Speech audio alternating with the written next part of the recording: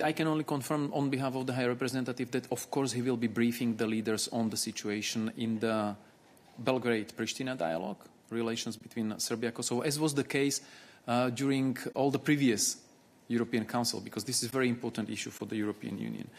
And the meetings planned for tomorrow, they are the follow-up to the visit of EU Special Representative Lajčák in Belgrade and Pristina over the weekend, who was accompanied by foreign policy and security advisors of leaders of France, Germany, Italy, and also the US Special Envoy.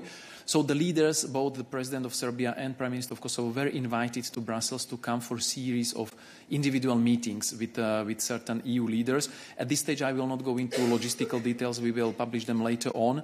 But the idea is to have these meetings in the margins of the European Council in support of going back to the dialogue, because this is the main message of the European Union. The message of the EU27, with the support of international partners, as delivered by EU Special Representative and his colleagues last weekend. We expect both parties, Serbia and Kosovo, to immediately and unconditionally return to fulfilling their obligations stemming from the dialogue, immediately and unconditionally start working on the escalation or continue working on the escalation, and urgently and without any conditions restarting or re-engaging in the dialogue. But tomorrow there will be no high-level dialogue meeting as such. These are, as I said, individual meetings of the President and of the Prime Minister with selected European leaders.